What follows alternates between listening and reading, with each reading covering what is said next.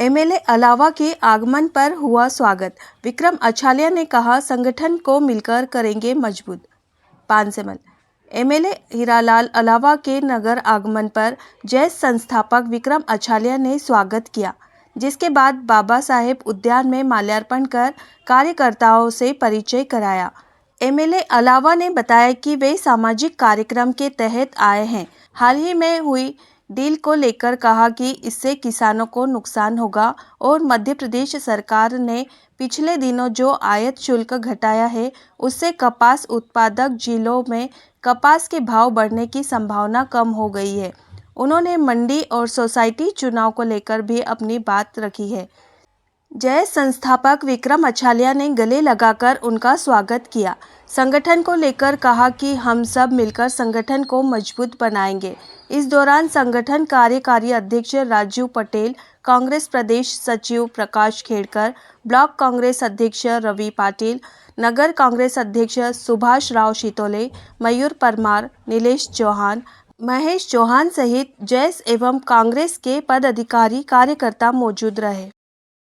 देखिए, आज पानसेमल हमारे सामाजिक कार्यक्रम के तहत हम लोग आए हैं। पहले हमारा निवाली के पास ओझर में एक शादी समारोह था और यहाँ पे भी हमारे भाई विक्रम अछालिया जी के माताजी का जो देहावसान हुआ है, तो हम यहाँ पे भी आए हैं शोक प्रकट करने के लिए।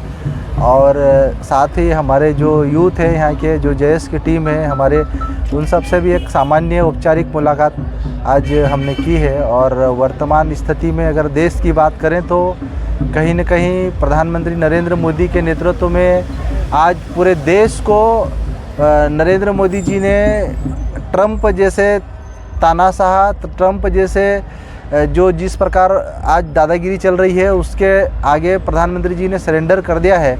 और उनकी हर बातों में दबाव में आकर अडानी अंबानी को बचाने के लिए कहीं न कहीं आज हमारे देश को गिरवी रखने का काम कर रहे हैं प्रधानमंत्री जी।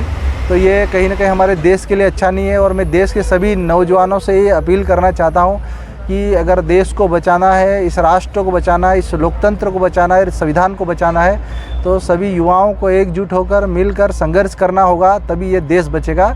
वरना आज ये डरपोक नेतृत्व आज धीरे धीरे हमारे देश को ख़त्म कर देगा। किसानों को लेकर क्या कहना है? निश्चित ये आज किसानों की हालात बहुत बुरी है। और जिस प्रकार प्रधानमंत्री नरेंद्र मोदी जी के नेतृत्व में ट्रंप के साथ जो उन्होंने सरेंडर किया है ट्रंप के आगे, और अमेरिका से जो डील करी है, उसमें निश्चित ही किसानों का बहुत ही नुकसान होने वाला है। हमारे किसानों के जो यहाँ के जो उत्पाद हैं, यहाँ की जो फसलों के दाम है जो बढ़ना चाहिए, वो नहीं मिलेगा। और साथ ही मध्य प्रदेश सरकार ने पिछले दिनों कपास का जो आयात शुल्क घटाया है, जीरो किया है, तो उससे भी हमारे क्षेत्र के धार, झाबा, बड़वानी जो सबसे ज़्यादा कपास उत्पादक ज़िले हैं, तो यहाँ पे उनकी कपासों का भाव बढ़ने की संभावना बिल्कुल ख़त्म हो गई। ये देश के और प्रदेश के किसानों के साथ धोखा है।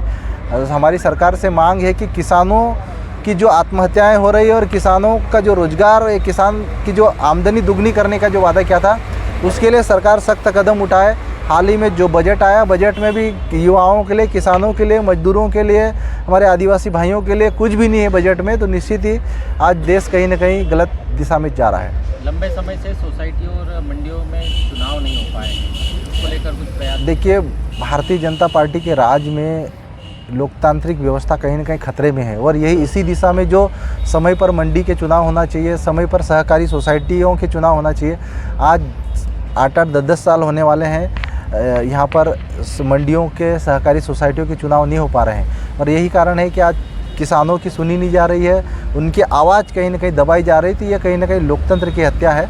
और मैं आप सभी युवाओं से अपील करना चाहता हूँ कि इस लोकतंत्र में, जनतंत्र में जनता की आवाज़ को मजबूत करने के लिए हमको व्यवस्था में बदलाव लाने के लिए युवाओं को एकजुट होकर मिलकर संघर्ष करना पड़ेगा।